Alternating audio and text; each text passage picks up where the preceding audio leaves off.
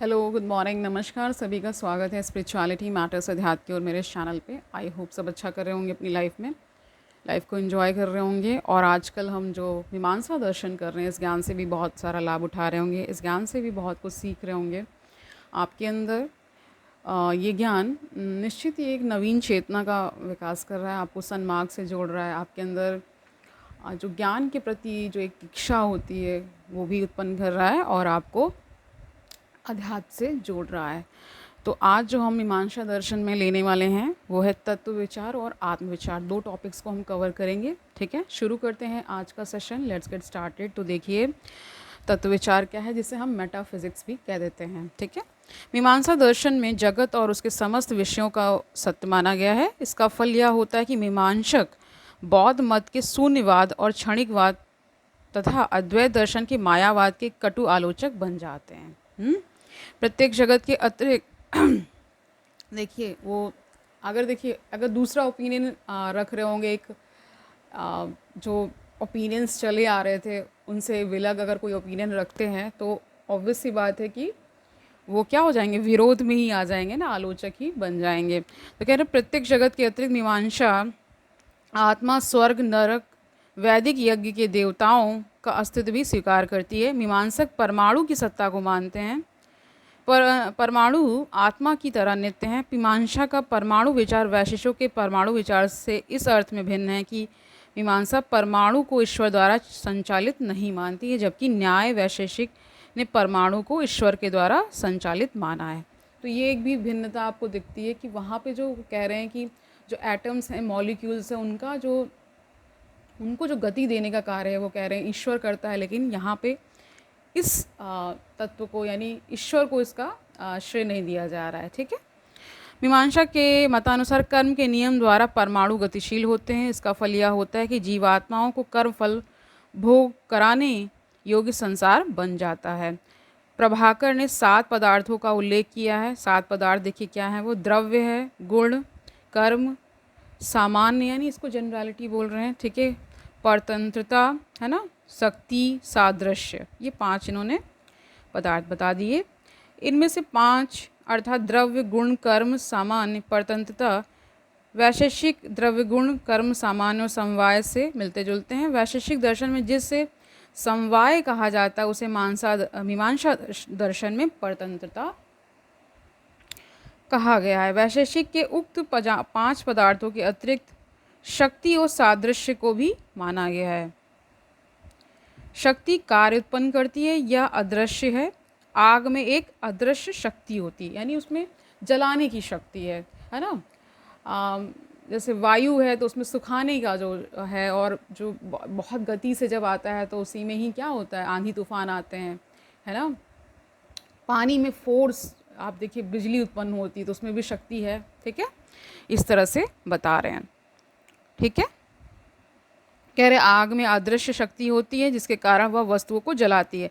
सादृश्य द्रव्य, कर्म, सामान्य, समवाय से पृथक है। दृश्य वस्तुओं के समान गुणों और कर्मों को देखकर सादृश्य का प्रत्यक्ष ज्ञान होता है। विशेष और अभाव को स्वतंत्र पदार्थ नहीं माना गया है। विशेष को पृथक से भिन्न मानना प्रभाकर के अनुसार भ्रामक है, यानी विशेष को अलग नहीं मान रहे हैं। ठीक है, अनुपलब्धि को स्वतंत्र पदार्थ न मानने के कारण प्रभाकर ने अभाव को नहीं माना है।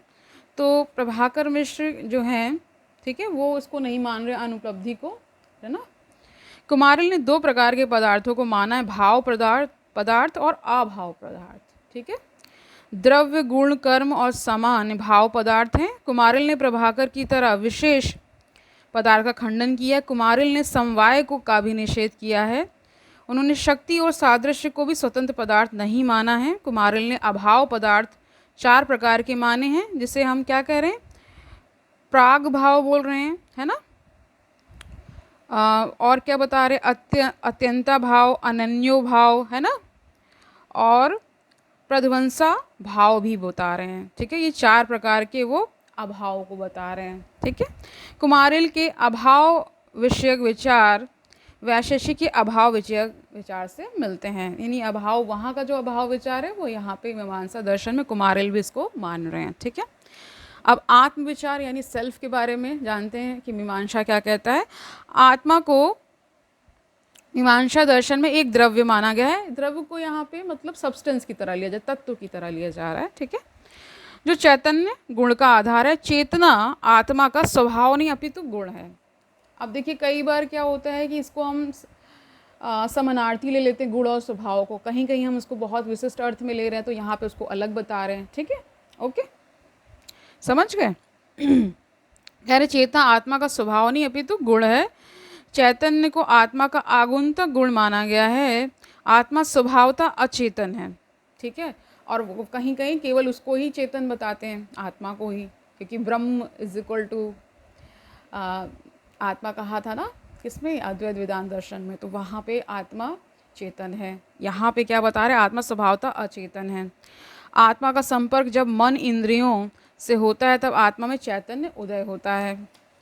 सुषुप्ति की अवस्था में उक्त संयोग का अभाव रहता है, जिसका फल यह होता है कि आत्मा ज्ञान से शून्य हो जाती है। इसी प्रकार मोक्ष की अवस्था में आत्मा सभी विशेष गुणों से रहित हो जाती है। तो देखिए मोक्ष की अपेक्षा जब हम इस सांसारिक जीवन, वो तो बहुत ही विरल स्थिति है, किसी किसी को वो अनुभव में आता है या किसी किसी को मोक्ष प्राप्त होता है।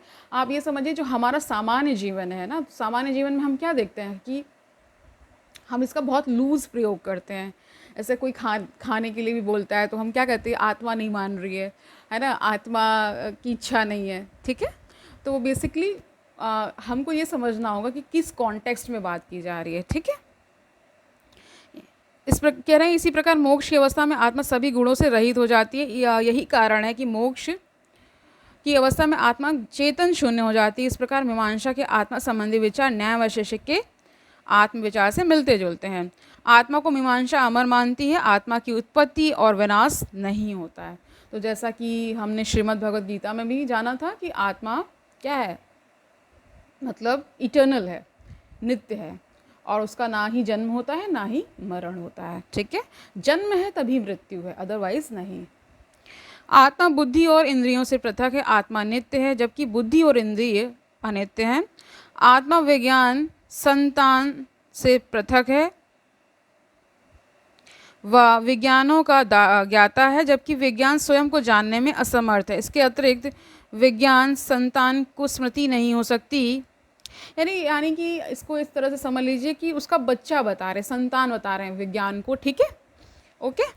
तो जैसे हम कहते हैं ना अध्यात्म, फादर ऑफ ऑल साइंसेस कह सकते हैं उसको, ठीक है। माता कई बार बोल देते हैं कि सारे जितने भी आपको विषय पढ़ने को मिलते हैं उनकी जननी है, ठीक है, इस तरह से। तो कभी फादर कह देते हैं, कभी मदर कह देते हैं, ठीक है। तो इसमें आप नहीं जाइएगा कि यहाँ क्या कहा जा रहा है, ठीक है। कह रहे हैं आत्मा विज्ञान संतान से पृथक है, वह विज्ञानों का ज्ञाता है जबकि विज्ञान स्वयं को जानने में समर्थ है। इसके अतिरिक्त विज्ञान संतान को स्मृति नहीं हो सकती जबकि आत्मा स्मृति का करता है।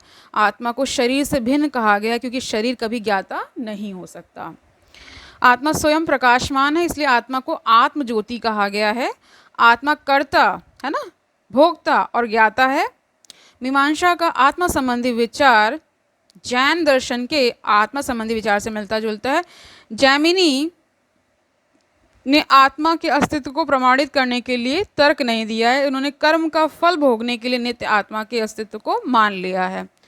मीमांसा मानती है कि मृत्यु के उपरांत आत्मा शरीर को त्याग कर परलोक में अपने कर्मों का फल सुख दुख भोगने के लिए विचरण करती है। तो ये आप सभी को पता है कि जब जो भी हम कर्म यहाँ पे करते हैं उसके अनुसार ही फिर वहाँ पे एक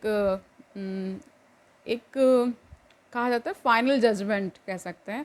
आपने देखा होगा बहुत सारी मूवीज़ में दिखाया जाता है कि, है ना, जो इस प्रकार की मूवीज़ बनाई जाती हैं तो उसमें दिखाया जाता है कि एक अंतिम निर्णय भी होता है, वो आपके कर्मों का ही होता है, ठीक है। तो इसीलिए कहते हैं कि उस विधाता से, उस शक्ति से आपको डरना चाहिए, ठीक है। डरना इन द सेंस कि आपको अपने कर्मों को के प्रति सतर्क रहना होगा ताकि हमसे कोई गलत कर्म ना हो, ठीक है।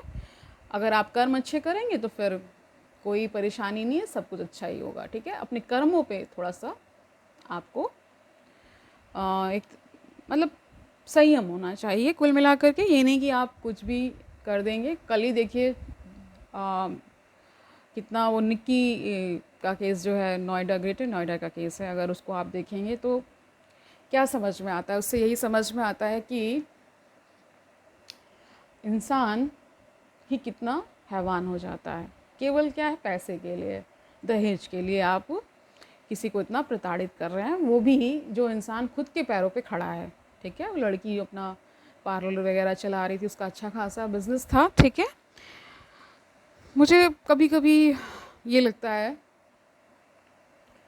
कि जो समाज है हमारा, वो बहुत सारे अपराध करके बच जाता है। ठीक है, हमने हमने अपने बच्चों की कंडीशनिंग इस प्रकार कर दी है, और जो ये पुरानी जो रीतियाँ हैं, रीतियाँ भी क्या कहेंगे, इनको मैं कुरीतियाँ ही कहूँगी, कि यहाँ से डोली जाए तो वहाँ से अर्थी आए, ये क्या कॉन्सेप्ट है, समझ में नहीं आता है। ठीक है, जीवन देखिए, स्त्री पुरुष का जो जीवन है या अन्य भी कोई जेंडर है, जीवन प्रगति जन्य है ना। प्रगति कह लीजिए, प्रकृति कह लीजिए, ईश्वर कह लीजिए, कुछ भी जो भी आप समझते हैं, जो भी नाम आप देना चाहें, ईश्वर ने आपको बहुमूल्य जीवन दिया है, उसको सुंदरता के साथ जीना चाहिए। और आप पहले से देख रहे थे कि लड़ाई झगड़ा हो रहा है और बहुत सारा विवाद हो रहा है, नहीं अच्छे लोग हैं, तो वहाँ से तुरंत बैक ऑफ कर लीजिए। क्या मतलब है, आप पुरानी रूढ़ियों है ना, और जैसे बोलते हैं ना, स्पाइन, रीढ़ की हड्डी उनकी है ही नहीं, ऐसे लोगों से संबंध क्यों रखना है? आप देखिए, है ना, स्पाइनलेस लोगों के साथ संबंध क्यों रखना है? सब यहाँ पे इंडिविजुअल अपने कर्मों को वो करने के लिए आए हैं, है ना, कर्म का जो भी आपको भोग, ठीक है, अच्छा बुरा जो भी आपने कर्म किया उस प्रकार आपको जीवन मिला। लेकिन यहाँ जब आ गए हैं तो यहाँ पे ये तो आप समझ सकते हैं कि आपको अपने अच्छे कर्म रखने हैं। ठीक है, वहाँ से जब आपको दिख रहा है कि सिचुएशन, इंसान अच्छा नहीं है, तुरंत बैक ऑफ करिए। कोई इफ़ एंड बट नहीं होना चाहिए। और परिवार और समाज, इन सबको भी बहुत सुधार करने की आवश्यकता है कि आप बार बार उसको भेज रहे हैं, ला रहे हैं, भेज रहे हैं। और जो लड़की है ना, फीमेल है, वो बार बार वहाँ पे क्रुएलिटी का शिकार हो रही, फिज़िकल क्रुएलिटी हो रही है उसके साथ, कितना अब्यूज़ हो रहा है उसके साथ। ठीक है, तो अब आप ये समझिए कि आप एक बार लेने जा रहे हैं, एक बार फिर उसके बाद उसको भेज रहे हैं ससुराल। क्या कॉन्सेप्ट है? बाहर निकलिए इन सारे दकियानूसी चीज़ों से। ठीक है, जीवन आपका है, और आपको सही निर्णय तभी आप ले पाएंगे जब आप अध्यात्म से जुड़ेंगे। आपको समझ में आएगा क्या अच्छा है और क्या बुरा है। यहाँ पे कोई शादी कोई प्रोजेक्ट नहीं होता है किसी को सुधारने का। अगर कोई लड़का पुरुष जो भी है, अगर वो बिगड़ चुका है, उसकी आदतें गलत हैं, तो तुरंत उसको वहीं छोड़िए और आगे बढ़िए अपने जीवन में। मैं तो यही कहूँगी। ठीक है, और अगर आप एक गलती आप करेंगे तो फिर वहाँ से फिर वापसी नहीं होती है, क्योंकि वो कहेगा अरे ठीक है, एक बार जाता हूँ, हाथ पैर जोड़ लेता हूँ, मिन्नतें कुछ कर लेता हूँ, तो वापस आ जाती है, फिर मुझे अत्याचार करने को मिल जाता है। ठीक है, तो किसी को भी इतना अपने ऊपर हावी नहीं होने देना है कि इस तरह का हो। हम दूसरों की स्थितियों से भी सीख सकते हैं, और अपने जीवन में ऐसी कोई स्थिति ना उत्पन्न होने पाए, इस पर आपको विशेष ध्यान देना है। और क्योंकि समाज हमारा सामने से कुछ एक्सेप्ट करेगा नहीं, कि वो सब कहते थे कि सामाजिक दबाव बनाते थे, और उधर से लोग आ जाते थे कि भेजिए ससुराल में, कब तक आप रखेंगे। तो इस तरह का नहीं होना चाहिए। अगर आप एडल्ट हो चुके हैं तो आपके निर्णय होने चाहिए, किसी समाज, किसी अन्य व्यक्ति का वो निर्णय नहीं होना चाहिए। ठीक है, और थोड़ी मुश्किलें अगर उस निर्णय को लेने में आती हैं तो उनको बियर कीजिए और आगे बढ़ जाइए अपने जीवन में। कम से कम ये नहीं होगा कि कोई आपको ज़िंदा जला दे।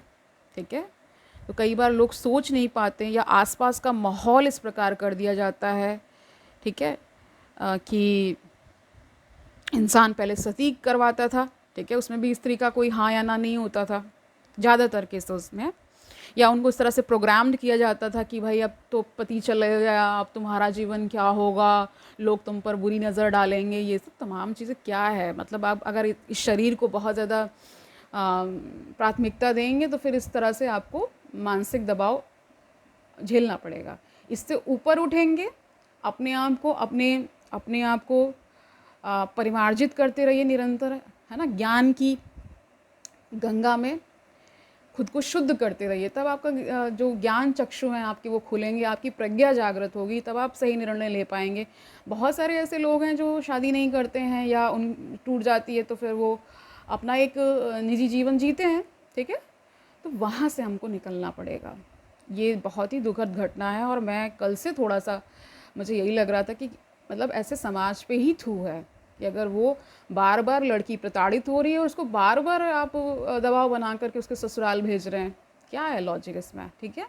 तो कहीं ना कहीं ये सिर्फ उसमें उसका परिवार ही जिम्मेदार नहीं है, बहुत सारा समाज भी इसके लिए ज़िम्मेदार है। क्योंकि अगर सही समय पर अगर जब हम नहीं चेतते हैं, यानी हमारे अंदर अलर्ट जो मैकेनिज़्म होता है ना, सतर्क रहने का, अगर वो डिस्टर्ब हो चुका है तो फिर ऐसे ही घटनाएं होती ही होती हैं। अब अपने विषय पर वापस लौटते हैं, ठीक है। बहुत ही दुखद घटना है और हृदय विदारक, मतलब देख करके आज 21st सेंचुरी में अगर जिंदा जलाया जा रहा है तो पहले का क्या समाज रहा होगा आप अनुमान लगा सकते हैं, ठीक है।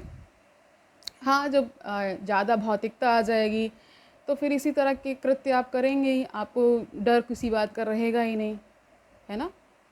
किसी को आप इस तरह प्रताड़ित करेंगे और सोच कर देखिए, अगर आपकी बहन के साथ ऐसा हो तो आपको कैसा महसूस होगा। वो भी किसी की बहन है ना, बेटी है, नहीं सोचते हैं लोग।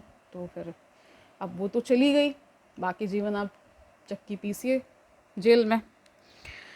जानते हैं आगे क्या बता रहे। जैमिनी ने आत्मा के अस्तित्व को प्रमाणित करने के लिए तर्क नहीं दिया। उन्होंने कर्म का फल भोगने के लिए नित्य आत्मा के अस्तित्व को मान लिया है। मीमांसा मानती है कि मृत्यु के उपरांत आत्मा शरीर को त्याग कर परलोक में अपने कर्मों का फल यानी सुख दुख भोगने के लिए विचरण करती है। आत्मा अनेक हैं। अपने धर्म और अधर्म की भिन्नता के कारण आत्मा को अनेक माना गया है।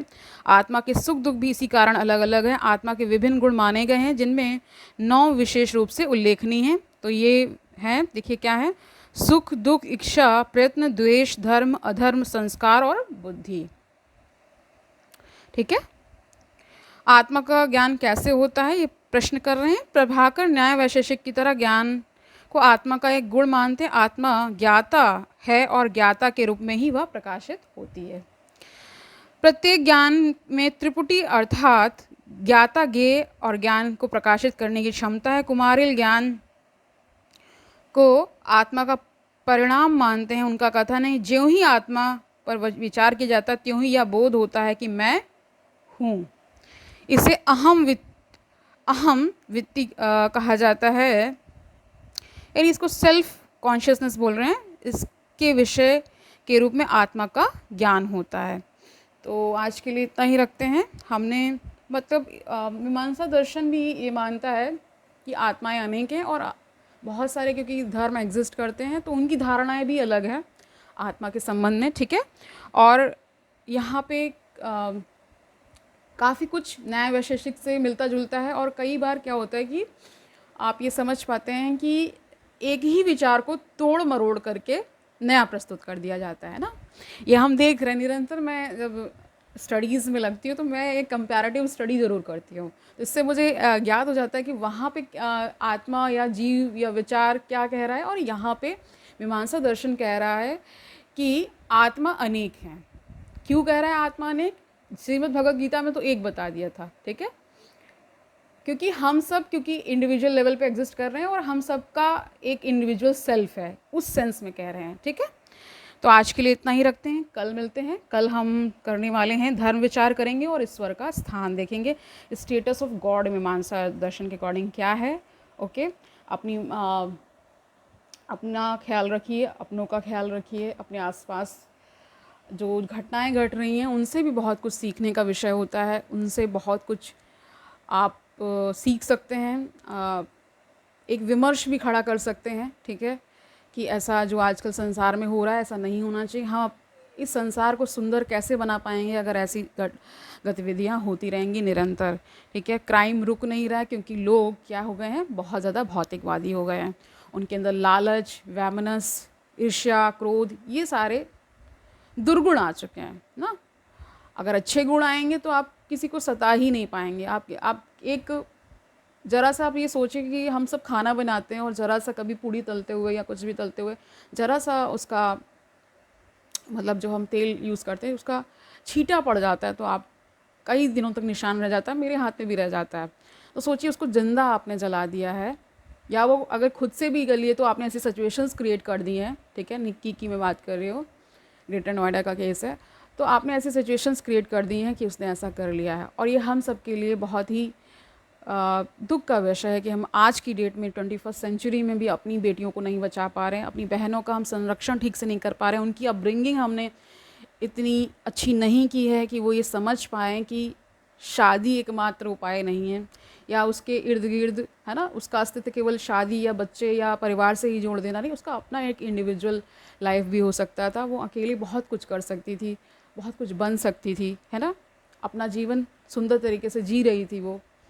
आगे भी क्या आपको पता है कितनी उम्र होती है, बताइए, जब आप लोग शादी वगैरह कर देते हैं, ठीक है। ये बहुत ही दुखद विषय है, और ये समाज को झकझोरता है कि हम अभी भी बहुत ही दकियानूसी ख्यालों में पड़े हुए हैं कि इस तरह से कर देना, है ना, निश्चित ही शब्द नहीं है मेरे पास। मतलब कल से जब से न्यूज़ ये देखी है, मतलब ऐसे तो बहुत सारी न्यूज़ आती ही रहती हैं, बहुत सारी घटनाएं होती रहती हैं, लेकिन इस तरह से कि किसी को ज़िंदा जला देना, है ना, केवल दहेज के लिए, समझ जाइए क्या, कहाँ पे हम लैग कर रहे हैं, कहाँ क्या कमी रह जा रही है, क्योंकि हम अपने बच्चों की, अपनी बेटों की परवरिश उस प्रकार नहीं कर रहे हैं कि वो उनके अंदर वो सेंसिटिविटी आ पाए महिलाओं के प्रति कि हमें कैसे व्यवहार करना है ना।